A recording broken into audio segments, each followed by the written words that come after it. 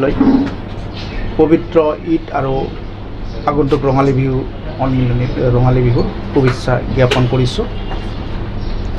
আপোনালোকে জানে আমি গোটেই অসমবাসী ভাৰতবাসী এটা দুৰ্যোগপূৰ্ণ অৱস্থাত উপনীত হ'ব লগা হৈছে বিজেপি চৰকাৰৰ কাৰণে।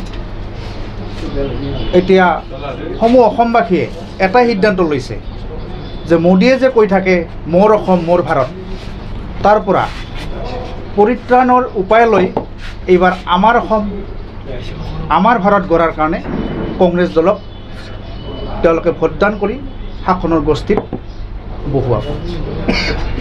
আজি মূল্যবৃদ্ধিকে ধৰি জনসাধাৰণে সকলো প্ৰকাৰে জীয়াতু ভুগিছে। কেইদিনমান আগতে মণিপুৰৰ যিটো নাৰী নিৰ্যাতনৰ ঘটনা, সেইটোৱে গোটেই ভাৰত জোকাৰি গৈছে। কিন্তু দুখৰ বিষয়, মোদীয়ে সকলো ঠাইলৈ বিদেশ ভ্ৰমণৰ কাৰণে যাব পাৰে, কিন্তু মণিপুৰৰ সেই ঘটনাত তেওঁ এবাৰো নাহিলে। গতিকে এইবিলাক কথা গোটেই ভাৰতবাসীৰ মনত আছে, অসমবাসীৰ মনত আছে।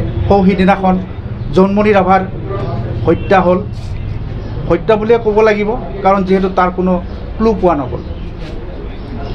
আৰু সেই হত্যাকাণ্ড দুৰ্ঘটনাৰ কাৰণেই হওক বা যি কাৰণতে নহওক কিয়, তাৰ কোনো আজিলৈকে তেওঁলোকৰ পৰিয়ালে ন্যায় বিচাৰ নাপালে, যাৰ কাৰণে নেকি তেওঁৰ মাতৃয়ে কেছটো উঠাই ল'বলগীয়া হ'ল।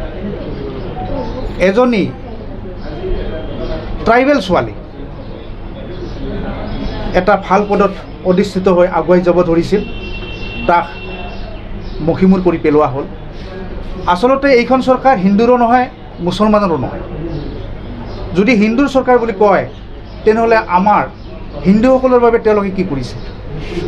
মুছলমানে যি দৰত সামগ্ৰী কিনিছে, হিন্দুসকলে সেই একে দৰতে সামগ্ৰী কিনিছে। যদি ঘৰ দুৱাৰ ভাঙিছে এফেকশ্যনৰ নামত, তেনেহ'লে হিন্দুৰো ভাঙিছে, মুছলমানৰো ভাঙিছে। আৰু যিকোনো ক্ষেত্ৰতে যদি ক্ষতি হোৱা দেখা যায়, তেনেহ'লে আমাৰ হিন্দুসকলৰ বেছি হৈছে। জন্মনি ৰাভাৰ কি হ'ল, জীৱন হেৰুৱাব লগা হ'ল। বিজেপিৰে নেত্ৰী এগৰাকী তহবিলদাৰ, তেওঁ জীৱন হেৰুৱাবলগীয়া হ'ল। গোৱালপাৰা জিলাৰ